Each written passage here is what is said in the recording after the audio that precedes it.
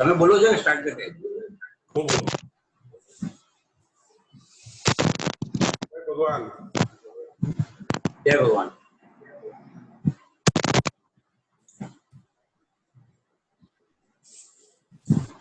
एक छोटी सी कहानी कहूंगा। एक मंदिर बन रहा था, मंदिर, और एक संत वहां से निकला। उसको लगा कुछ सवाल पूछे।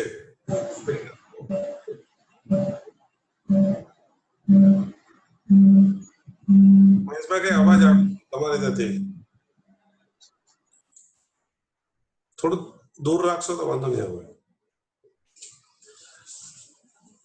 वो संत निकला, मंदिर बन रहा था और काफी लोग उधर पत्थर तोड़ रहे थे। एक पत्थर तोड़ने वाले को संत ने पूछा कि आप क्या कर रहे हैं? उसने गुस्से से बताया, दिखता नहीं है क्या, पत्थर तोड़ रहा हूं।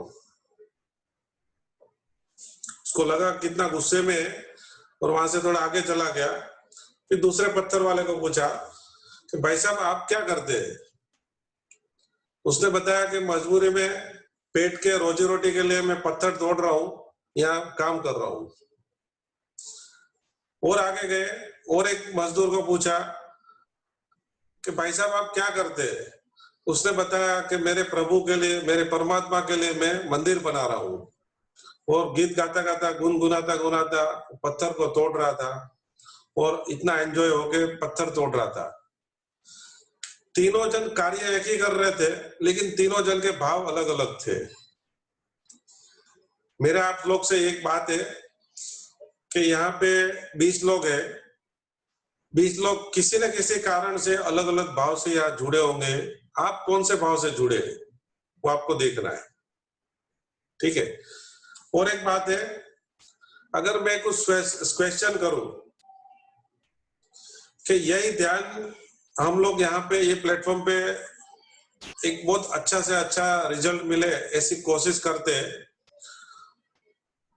अभी आप समझो कि आपको बहुत सारा इंटरेस्ट है ध्यान में और आप रेगुलर ध्यान के लिए एकदम प्यासे है। आप ध्यान के लिए समझो इसका 100 रुपया रखे एक ध्यान के लिए, तो आप करेंगे। फिर दूसरा सवाल पूछता हूं, खाली माइंड को चेक करो। 200 रुपया बोलता हूं, ये ध्यान के लिए सब लोग आओ, आप आएंगे। आपके अंदर क्वेश्चन पूछिए।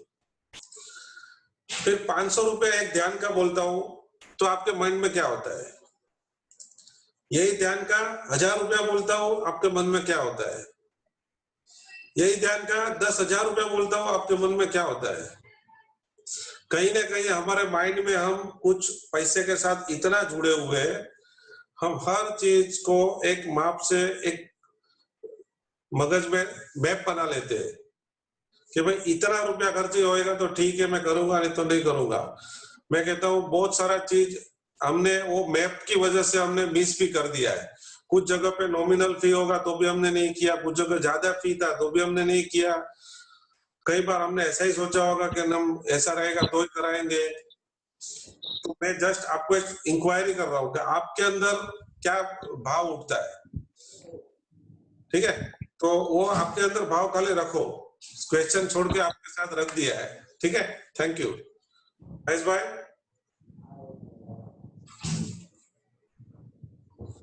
एक मिनट और। अच्छी बातें शेयर की है।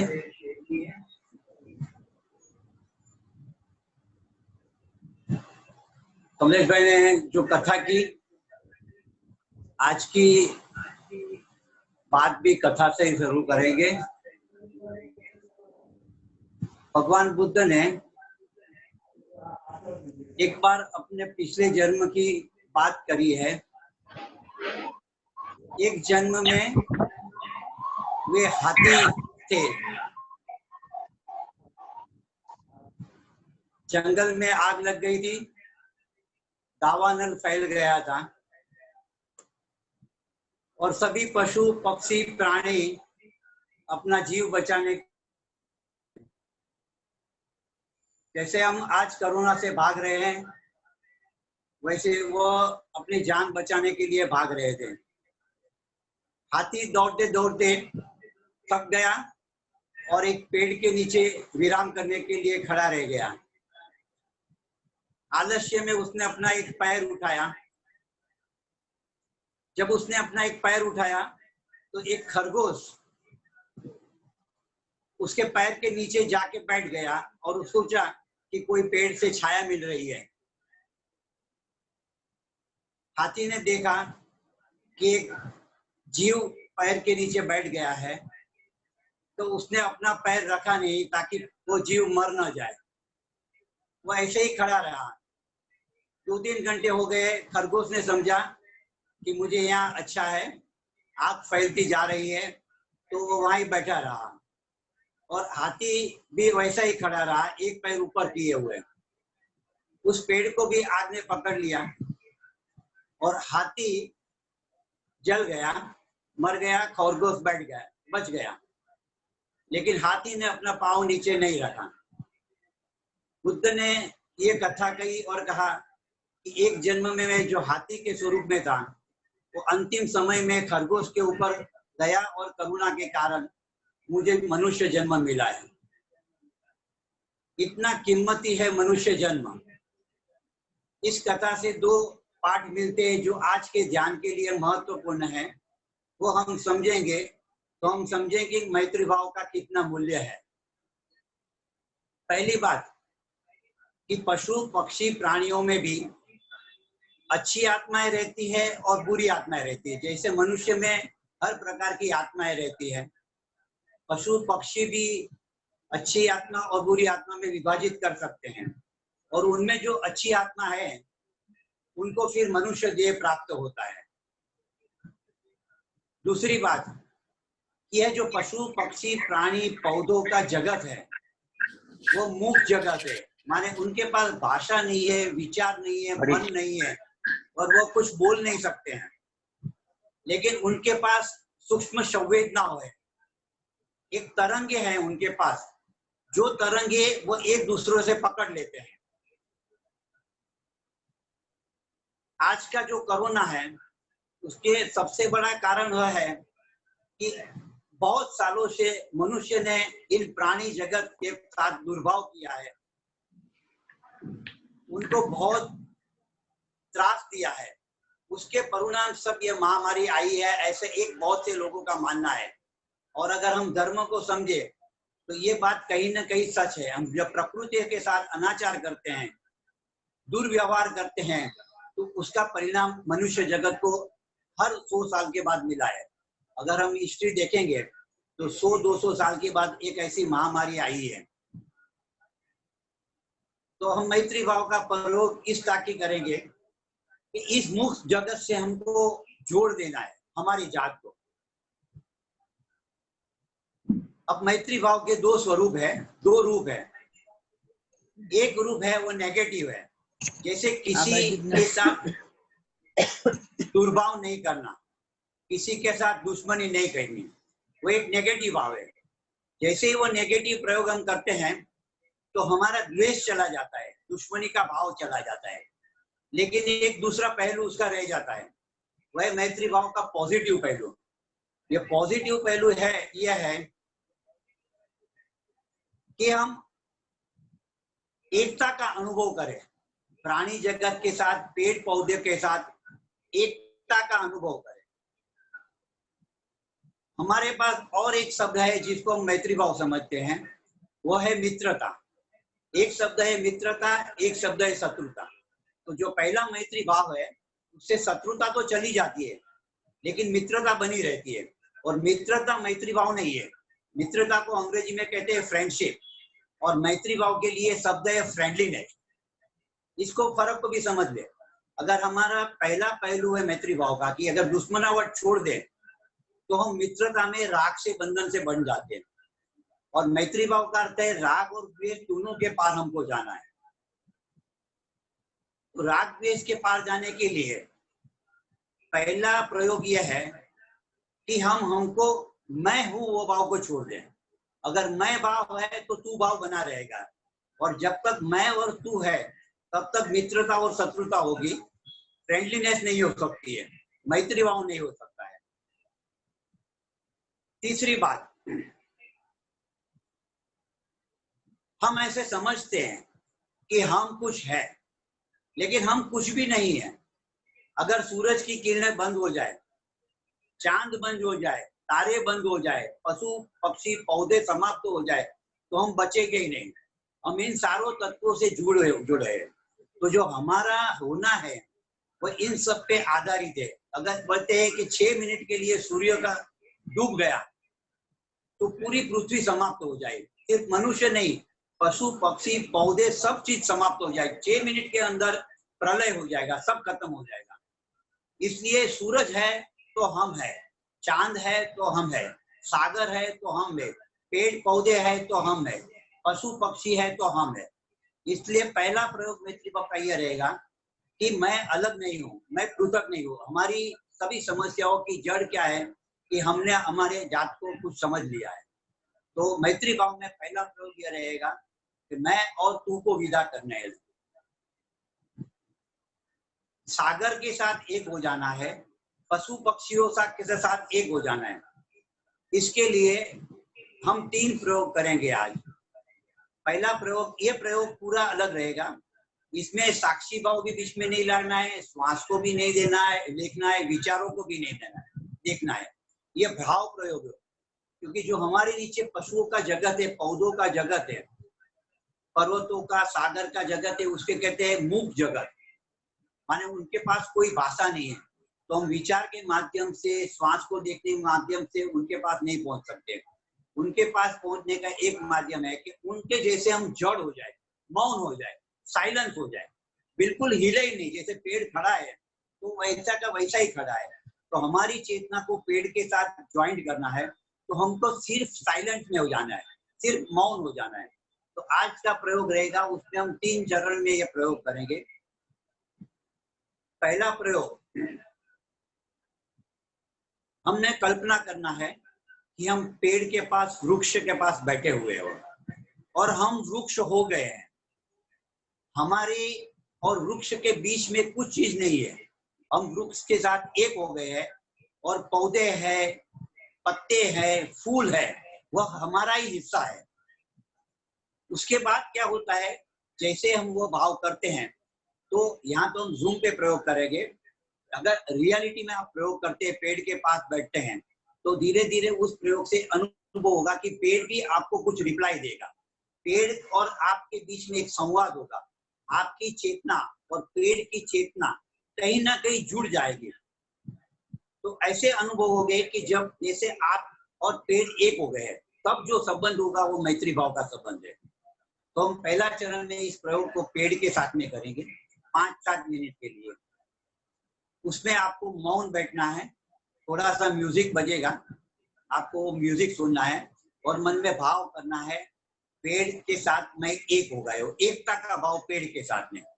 उसके बाद दूसरा प्रयोग करना है, हम सागर के तट पे गए हैं, जैसे हम बीच पे जाते हैं, लेकिन हम सागर के तट पे जाते भी है तो भी बातें करते रहते हैं, सब सुनते रहते हैं, कुछ ना कुछ मनोरंजन करते हैं। हमें सागर के साथ एक हो जाना है। सागर की लहरें हमारे भीतर से आ रही है और सागर की लहरें हमारे भीतर जैसे शांत हो जाती है, वैसा एक सामंजस्य का प्रयोग करना है, जुड़ने का प्रयोग करना है सागर के साथ में। पहला प्रयोग पेड़ के साथ करेंगे, दूसरा प्रयोग सागर के साथ में करेंगे, तीसरा प्रयोग हम फूल के साथ में करेंगे। हम कमल के फूल के पास बैठे हैं। अब कमल का फूल है वो कीचड़ में उगता है, लेकिन हमारा कीचड़ के प्रति विरोध रहता है। हम 2 हिस्सों में विभाजन करते हैं हर चीज का, कुछ अच्छा है, कुछ बुरा है। फूल अच्छा है, कीचड़ खराब है और कांटे खराब है। तो तीसरा प्रयोग ये करना है, फूल के साथ हमारी चेतना को एक कर देना है। जैसे हम ही फूल है, फूल और हमारी चेतना के बीच कुछ नहीं है। वह तब हो सकता है जब हम कीचड़ का भी स्वीकार करें और कांटे का भी स्वीकार करें। तो तीसरा प्रयोग 5-7 मिनट के लिए मन में कल्पना करनी है कि हम कमल के फूल के पास बैठे हैं, कमल का फूल उगा है, अपनी सुगंध फैला रहा है। ऐसे भाव करते हुए हमको उसके साथ एकता का भाव करना है और ऐसे भाव में हमारे भीतर भी सुगंध आ रही है, हमारे भीतर से भी एक सुगंध कमल के पास जा रही है, ऐसा भाव करना है। इन 3 चरण में 5-5 मिनट के हम प्रयोग करेंगे। उसके बाद एक 10 से 12 मिनट मैत्री का भाव करेंगे। यहाँ से 2 पंक्ति गाई जाएगी, वो सुनना है। उसके बाद में उसका इंग्लिश ट्रांसलेशन आपको सुनना है। उसके बाद 2 मिनट का म्यूजिक बजेगा। ऐसी 5 बार प्रार्थना होगी। तो उस सब को आपको सुनना है और एक भाव में डूब जाना है। तो हमारा प्रयोग रहेगा, ध्यान का प्रयोग आधा घंटे का। पहले 5-5 मिनट के 3 चरण। पहले प्रयोग में कल्पना करनी है हम वृक्ष के नीचे बैठे हैं और पेड़ के साथ एकता का भाव करना है। दूसरे प्रयोग में हम सागर के तट पे हैं, सागर के साथ एकता का भाव करना है। तीसरा प्रयोग फूल के पास बैठ के करना है। कीचड़ और फूल और कांटे सबको स्वीकार भाव से अनुभव करना है। और फिर 10 मिनट की प्रार्थना रहेगी। उस प्रार्थना में आपको सिर्फ सुनना है। ठीक है, तो हम अब प्रयोग शुरू करेंगे। ओके,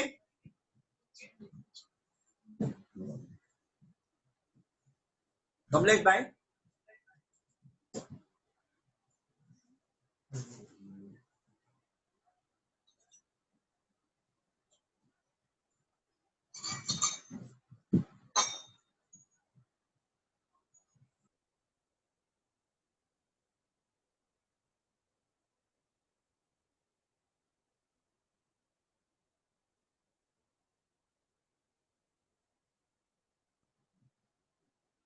हेलो, हमारा ऑडियो शुरू करो। हाँ, बस आंखों बंद, आंखें बंद।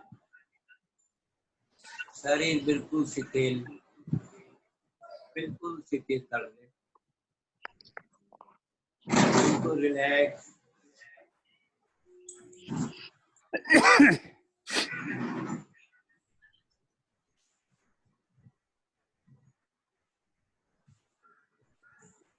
अब मन में कल्पना करें, एक पेड़, जो भी पेड़ आपको पसंद है, पीपल का वृक्ष, वड का वृक्ष, नीम का वृक्ष, कोई भी एक वृक्ष के पास आप चले जाएं, उसकी छाया में बैठ जाएं, बिल्कुल शरीर को शिथिल छोड़ दें।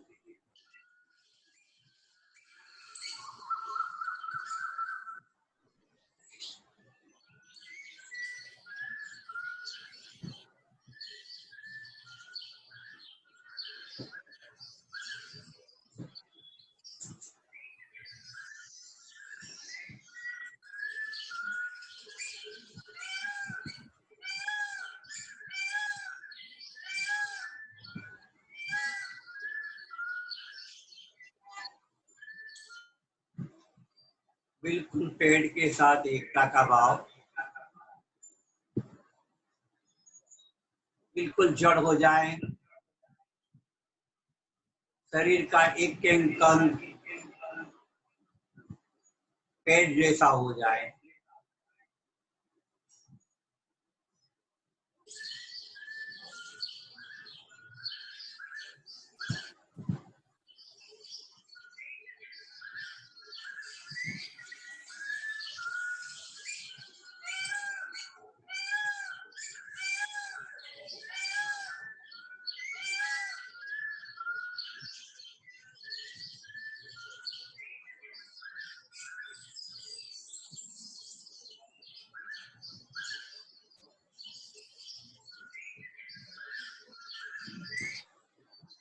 एक मौन सन्नाटा,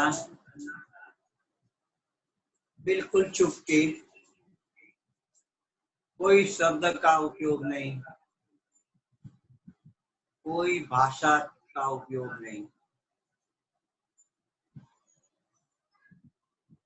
जैसे चुप बैठे हो, बिल्कुल मौन उतर गया है, पेड़ मौन में है, हम भी उस मौन के साझीदार हो गए हैं। पेड़ की तरह बिल्कुल जड़ हो गए हैं, चिपक गए हैं।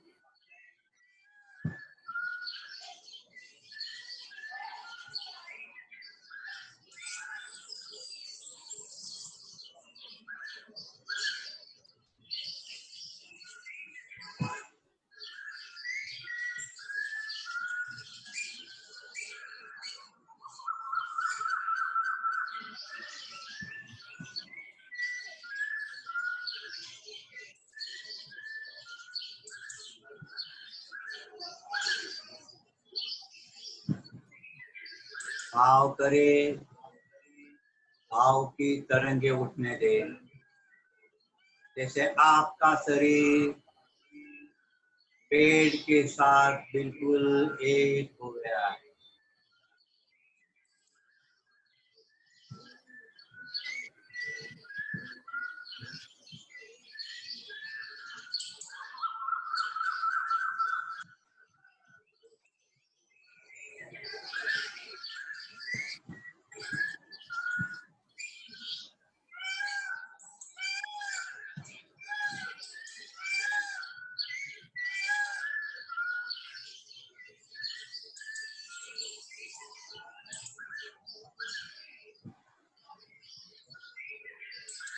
पेड़ और आपके बीच एक सूक्ष्म संवेदनाओं का जगत है, एक तरंगों का जगत है।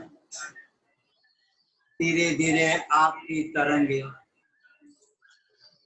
पेड़ की डालियों तक, शाखाओं तक, हरे पत्तों की तरफ पहुंच रही है।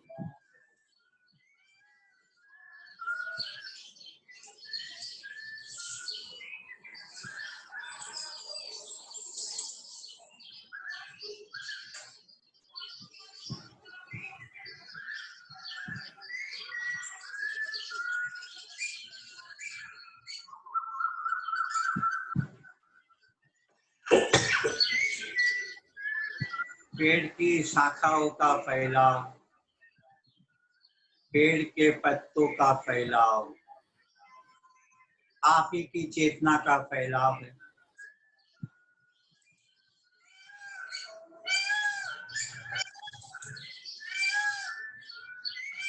आपकी ही चेतना व्यापक हो गई है।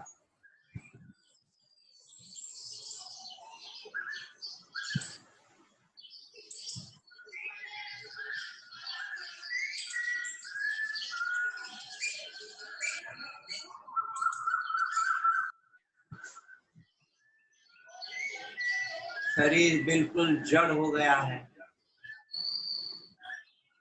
शरीर बिल्कुल जड़ हो गया है।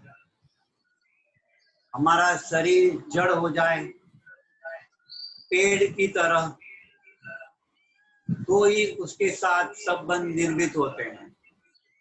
ये एक अद्भुत प्रयोग है जिसे भगवान महावीर ने बहुत सालों तक जंगल में बैठे हुए किया है।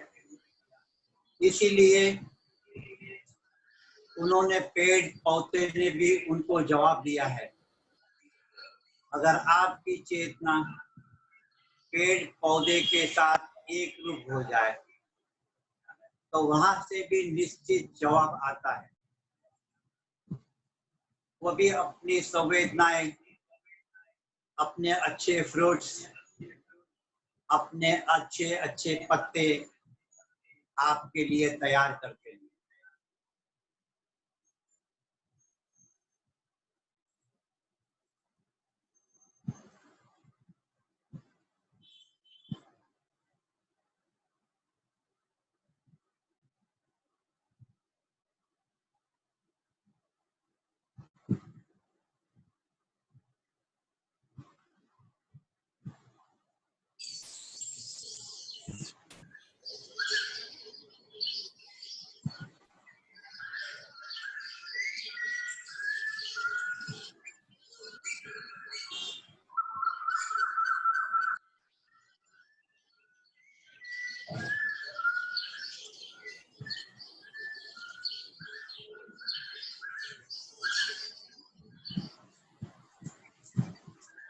ये मुक्त जगत, मौन का जगत, वहां मनुष्य की तरह अलग अलग एंटिटी प्रतिभाएं नहीं होती है। अगर एक पेड़ के साथ, एक पौधे के साथ आपका संबंध निर्मित हुआ तो पूरी जाति से आपका संबंध निर्मित हो जाता है। एक एक पेड़ से अलग अलग संबंध नहीं होते हैं। फिर भी सभी पेड़ों के साथ आपका संबंध, आपकी तरंगे वाइब्रेट होनी शुरू हो जाती है।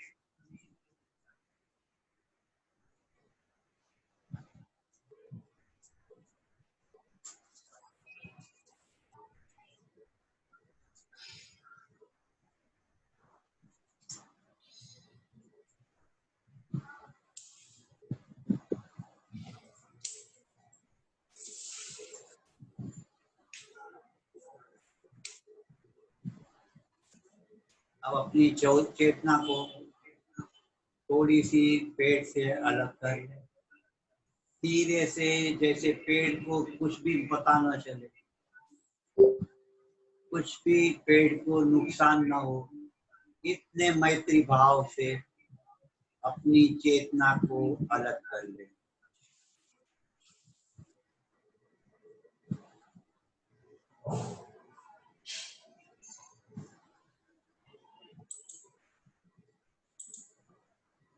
अब दूसरा चित्र मन के पर्दों पर उभारें।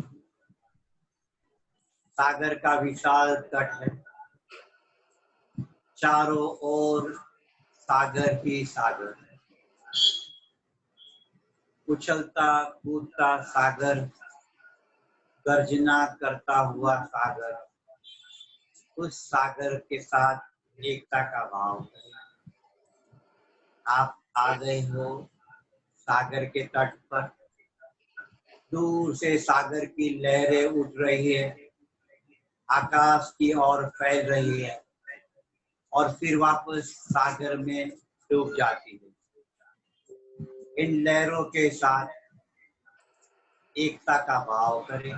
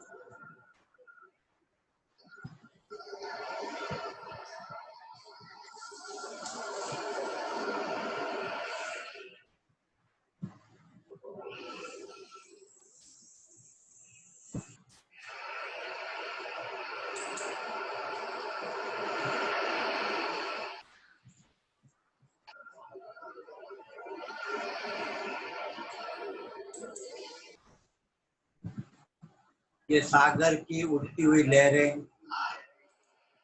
आपकी चेतना से जुड़ गई है। एक एक लहर के साथ आपके भीतर भी एक लहर उठ रही है। इस सागर के मौजों के साथ, उठते हुए प्रवाहों के साथ आपकी चेतना एक हो रही है। आप फैल गए हैं, आप विस्तृत हो गए हैं। इन लहरों से आपका संबंध निर्मित हो गया है। ये लहरें अलग नहीं है, आप अलग नहीं हो। इन लहरों की आवाज के साथ अपने को एक कर देंगे।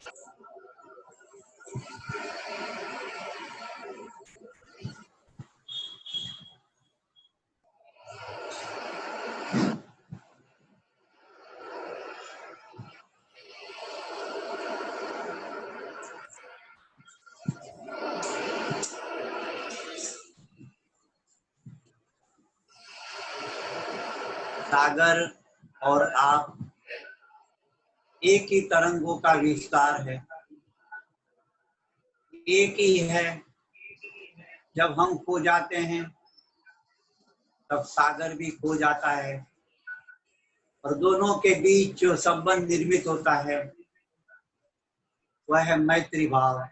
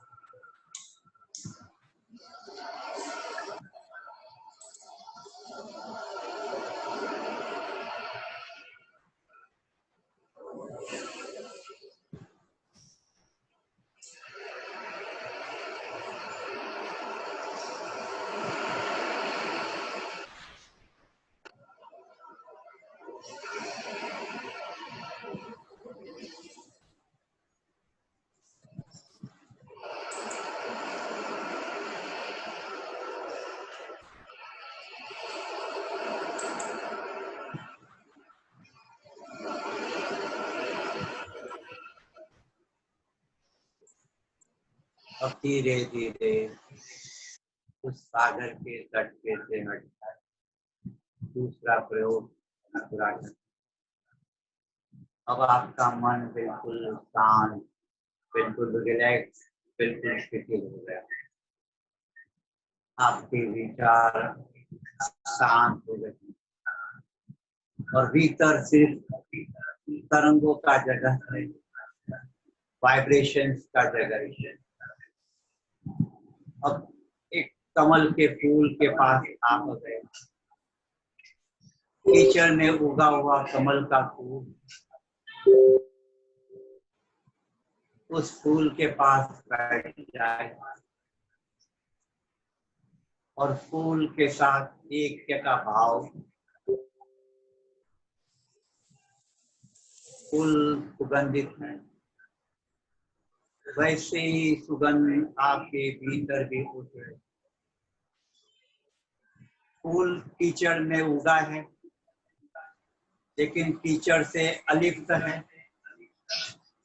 जल कमलवत है, पानी है, कीचड़ है, कांटे हैं, फिर भी अछूता है, कुछ भी उसे छूता नहीं। भाव करे आप फैल के कमल के फूल के भांति हो गए। यहाँ भी कोई भाषा नहीं, कोई विचार नहीं, कोई शब्द नहीं, एक निशब्द का जगत। आप भी वैसे ही मौन हो जाएंगे तो आपकी संवेदनाओं के जगत में प्रवेश करेंगे।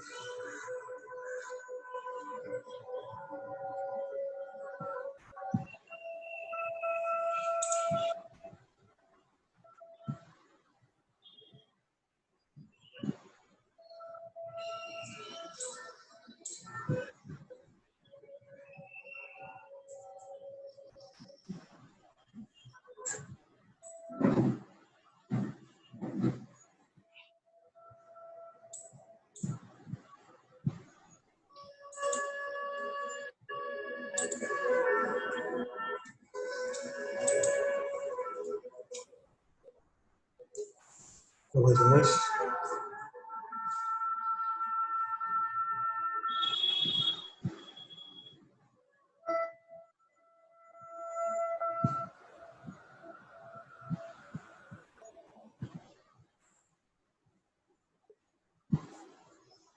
की एक एक पंखड़ी आपकी ही चेतना से जुड़ी हुई है। आपकी चेतना विकृत होके फूल के साथ जुड़ गई। अब कीचड़ के साथ दुर्भाव के साथ, जिस कीचड़ में फूल खिला है वैसे ही हमारा दुर्भाव किसी भी चीज के साथ में नहीं रहता। जैसे हम कमल बन जाते हैं, हमारी चेतना कमल के भांति बन जाती है। संसार में हम जल कमलवत हो जाए तो कोई दुख नहीं, कोई समस्या नहीं।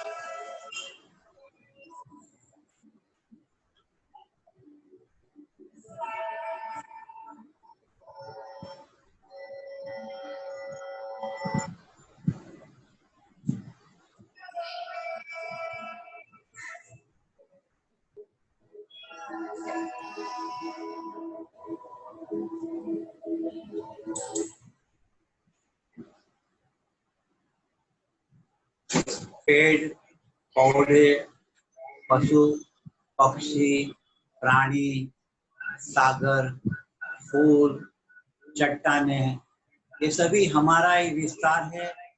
या तो ऐसे कहे कि उसी से हम जीवन है। इनकी रक्षा करना यह हमारा ध्येय रहना चाहिए। उनके साथ फ्रेंडलीनेस का भाव, मैत्री का भाव, उनके साथ एक संबंध निर्मित करता है, उनकी भी रक्षा होती है। अब अंतिम प्रयोग 10 मिनट के लिए प्रार्थना कम मैत्री भाव का करेंगे। आप सिर्फ इस भाव में डूबे हुए रहें।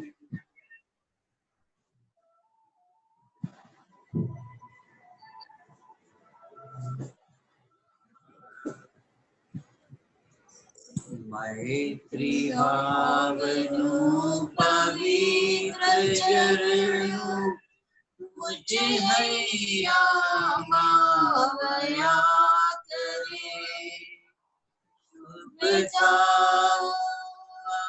सकल ईश्वर एवी भावना नित्य रहे। May my mind become spacious and encompass the entire universe. May all beings heal and prosper. Such is my cherished desire.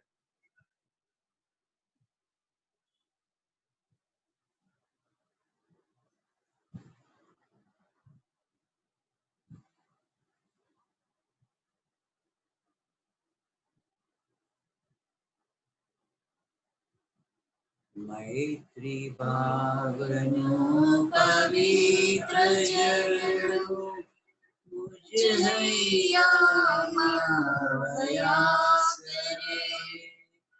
शुभता सकल ईश्वरों एवी भावना नित्य रहे। May the pure stream of friendliness So constantly from my heart, may I extend my loving kindness without any walls or barriers.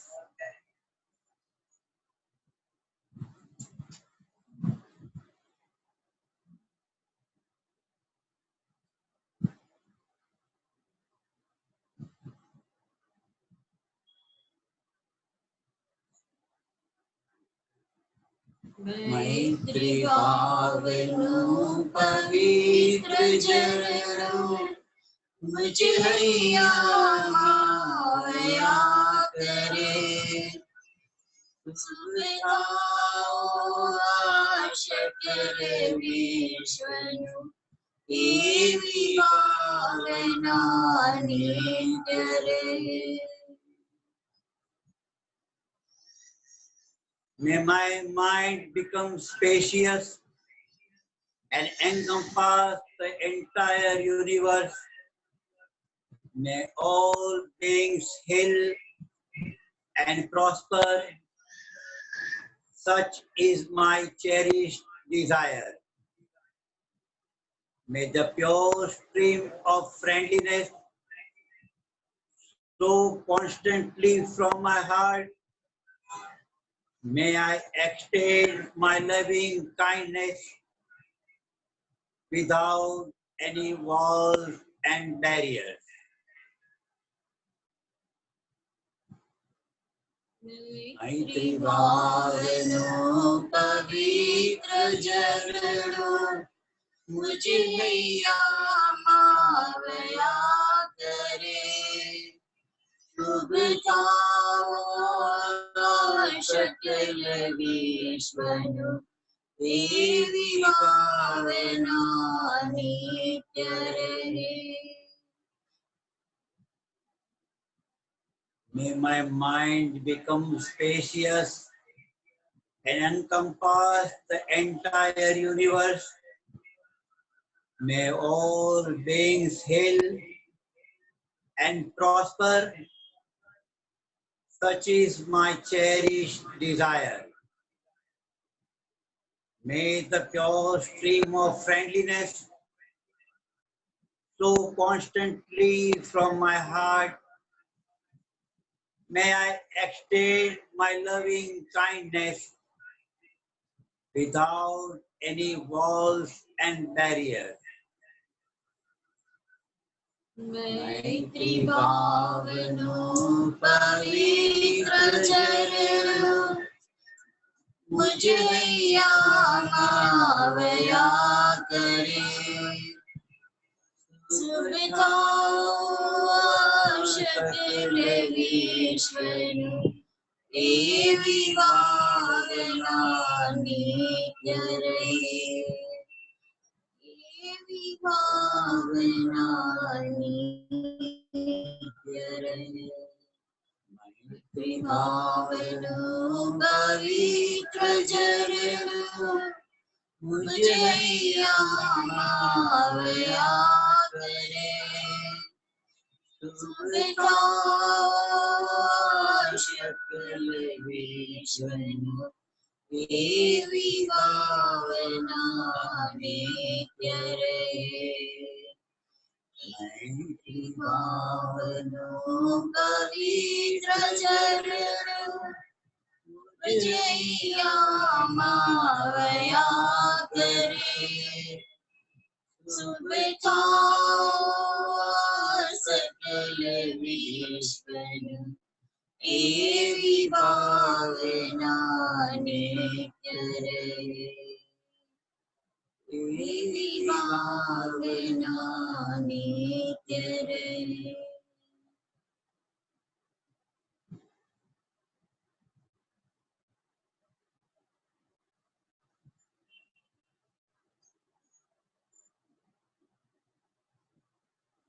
इस मैत्री भावना बहुत व्यापक है.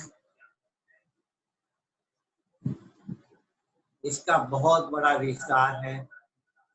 अगर ये पूरी पृथ्वी आज इस मैत्री भावना से भर जाए तो अवश्य कोरोना तो प्रकृति यहाँ से विदाई करेगी। इस भावना के साथ ध्यान का यह आज का एक नूतन प्रयोग, बिल्कुल नया प्रयोग है, जिसमें हम मनुष्य के साथ संबंध की सोच नहीं करते, देवताओं के साथ के संबंध की सोच बिल्कुल नहीं करते, उसकी कभी दूसरी बार बात करेंगे।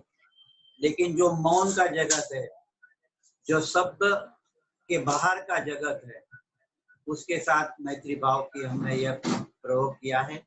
सभी मित्रों का धन्यवाद।